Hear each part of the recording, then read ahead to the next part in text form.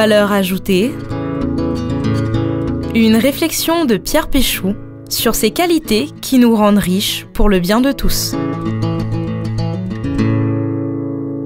Le 13 janvier 1898, l'écrivain Émile Zola publie à la une du journal L'Aurore un long article de 8 colonnes dont le titre est resté célèbre jusqu'à aujourd'hui, « J'accuse ». Cet article est une lettre ouverte au président de la Troisième République, Félix Faure. Zola dénonce dans cet article la condamnation au bagne pour trahison de l'officier juif Alfred Dreyfus. L'impact de cet article amènera à la révision du procès l'année suivante et à la réhabilitation totale de Dreyfus en 1906. C'est dans le cadre de cette affaire Dreyfus que, probablement sous la plume d'Anatole France, apparaît en 1900 le mot xénophobe. Le mot est donc créé pour l'occasion à partir de deux mots grecs, xénos qui signifie étranger et phobos qui signifie peur. Xénophobe, la peur de l'étranger qui amène au rejet de l'autre. Pourquoi rappeler cet événement historique pour traiter de l'hospitalité? Il m'a semblé intéressant d'aborder cette valeur par son contraire, la xénophobie. Ainsi, en grec, hospitalité se dit philoxénia, amour de l'étranger, qui est exactement le contraire de xénophobie, peur de l'étranger.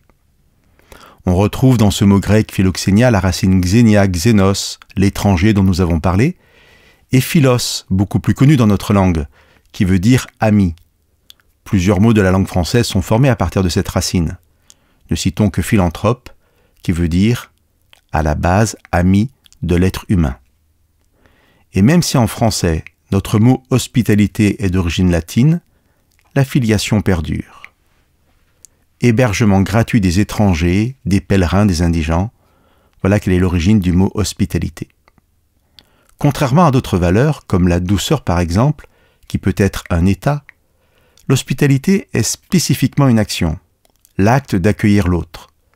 Sujet ô combien sensible, car si je veux être fidèle à l'origine du mot et prendre le mot étranger au sens propre, parler de l'hospitalité m'amène à parler du grave problème des réfugiés de toutes sortes qui voudraient venir en France, que ce soit les réfugiés politiques, économiques, ou très bientôt beaucoup plus nombreux, les réfugiés climatiques. Réfléchissons-nous dans notre quotidien à la façon dont nous pourrions vivre l'hospitalité. Je comprends aisément qu'il soit très difficile demain d'accueillir chez soi une famille de Syriens, mais n'y a-t-il pas des manières beaucoup plus simples d'être dans l'hospitalité?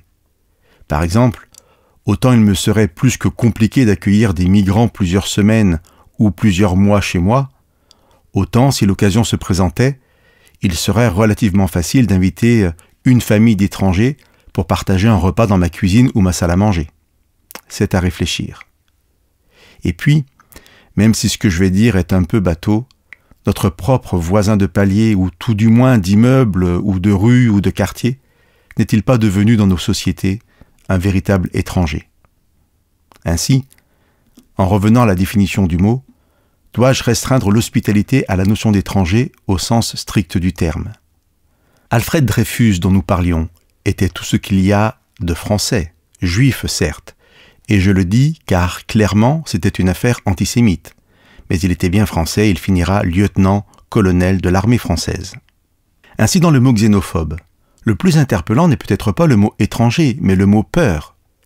La difficulté de l'accueil de l'autre n'est souvent pas une affaire de rejet de l'étranger, mais souvent une simple peur de l'autre, ou pour le moins une défiance. Je pense qu'il peut être profitable à chacun de réfléchir comment être un petit peu plus hospitalier.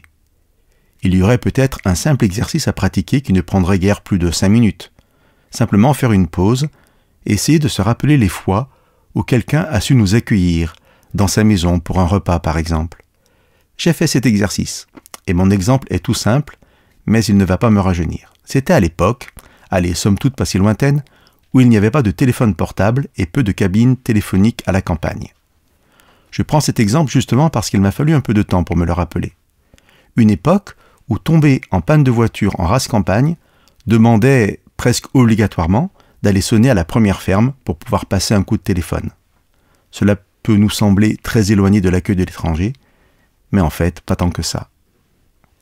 Une des scènes de jugement les plus célèbres de la Bible est certainement celle que nous trouvons dans le chapitre 25 de l'évangile de Matthieu. Jésus, dans cette scène, complimente les personnes qui sont venues lui donner à manger et à boire, les personnes qui lui ont donné un toit ou des vêtements. Ces dernières interrogent Jésus pour savoir quand est-ce qu'elles ont accompli tout cela, car en fait, elles ne l'avaient jamais rencontré physiquement. Et alors Jésus leur répond, « Dans la mesure où vous l'avez fait à l'un de ces plus petits, c'est à moi que vous l'avez fait. » C'était Valeur ajoutée, une réflexion de Pierre Péchaud.